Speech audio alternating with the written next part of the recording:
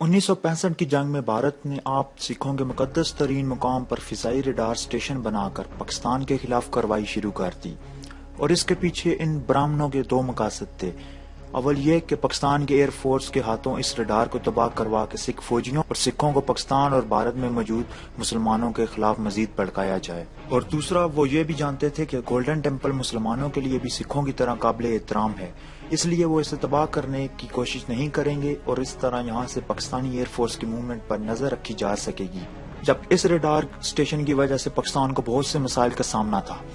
چنانچہ ستمبر 1965 کی جنگ کے چھٹے روز 11 ستمبر کی سپیر تنگ آ کر پاکستانی فضائیہ نے امرتسر کے اس ریڈار کو تباہ کرنے کا فیصلہ کر لیا،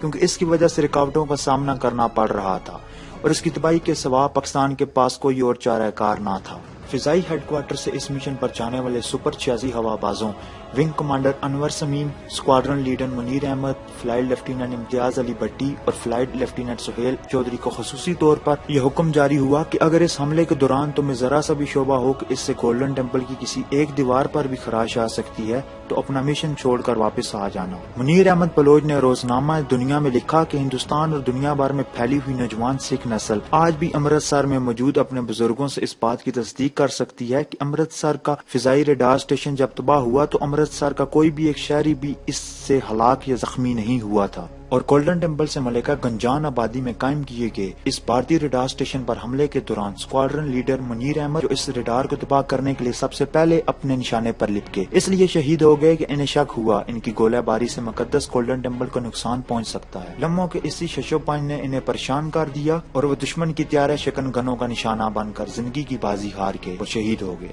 1965 کی پاک بھارت جنگ کے دوران ویسٹرن کمانڈ کے commander lieutenant general Harbaksh Singh نے اپنی کتاب میں لکھا کہ دوران جنگ ایک دن مجھے Indian army chief general Chaudhuri کی جانب سے انتہائی خفیہ پیغام موصول ہوا کہ اپنی فوجوں کو واپس دریائے بیاس کی دوسری طرف لے آؤ۔ جنرل چودھری کا یہ حکم سن کر میں گہری سوچ میں کھو گیا کہ بھارت کی فوجی اور سیاسی قیادت کو یہ احساس ہی نہیں کہ اگر میں بحیثیت کمانڈر ویسٹرن کمانڈ ان کے حکم کی تعمیل کرتے ہوئے اپنی فوجیں لاہور اور کیم کرن سے پیچھے لے آتا ہوں تو اس کا صاف مطلب ہوگا کہ ہم سکھوں کے مقدس ترین گولڈن ٹیمپل کو پاکستان کی فوجوں کے رحم و کرم پر چھوڑ کر جا رہے ہیں۔ لیکن بالآخر جنرل چودھری کو علاقہ خالی نہ کرنے پر قائل کر لیا گیا۔ جنرل ہربخش سنگھ لکھتے ہیں کہ 1984 میں اسی بھارت جس کے لیے بیاس تک کا علاقہ دشمن کے لیے خالی کرنے کی بجائے جان کی بازی لگاتے ہوئے سینکڑوں سکھ جوان اور افسر قربان ہوئے، ہندو برہمنوں نے سکھوں کے اسی مقدس ترین گولڈن ٹیمپل کو اپنی فوج کے پاؤں تلے روند ڈالا۔ وہ لکھتے ہیں کہ آج میرے سمیت درجنوں ریٹائر ہونے والے سکھ فوجی افسر اور جوان سوچتے ہیں کہ اگر 65 میں GHQ کا حکم مانتے ہوئے دریائے بیاس کے پیچھے آ جاتے تو یقیناً پاکستان گولڈن ٹیمپل کا ہم سے بھی زیادہ احترام کرتا، اور 19 سال بعد بھارتی فوج کی طرف سے گولڈن ٹیمپل کی بے حرمتی کی نوبت نہ آتی، کیونکہ ریڈار کے خلاف آپریشن کے دوران بھی پاکستان نے گولڈن ٹیمپل کی حرمت کو نظر انداز نہیں کیا۔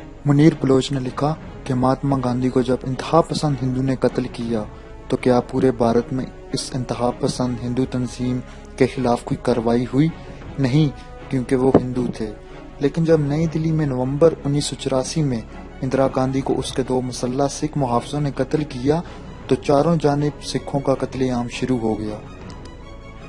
نئی دلی کے کسی بھی سڑک بازار اور گلی میں نظر آنے والے سکھ کے ساتھ وہی کاٹ پھینکنے کا سلوک کیا گیا جو 2002 میں گودرا گجرات میں مسلمانوں کے ساتھ کیا گیا۔ نئی دلی میں سکھوں کی دکانیں، ان کے گھر اور گردوارے راکھ کے ڈھیر میں تبدیل کر دیے گئے۔ سکھ عورتوں اور بچیوں کی وہ بے حرمتی کی گئی کہ تاریخ آج بھی ان کے ذکر سے کام جاتی ہے۔ ہریانہ روڈ پر ہندو جنونیوں نے بچوں سمیت سکھوں کا اس طرح قتل عام کیا کہ یہ سڑک سکھوں کے خون سے دریا کا منظر پیش کرنے لگی تھی۔ یہاں یہ امر بھی قابل ذکر ہے کہ بعد ازاں 1984 میں بھارتی فوج نے گولڈن ٹیمپل کو تباہ کیا تھا۔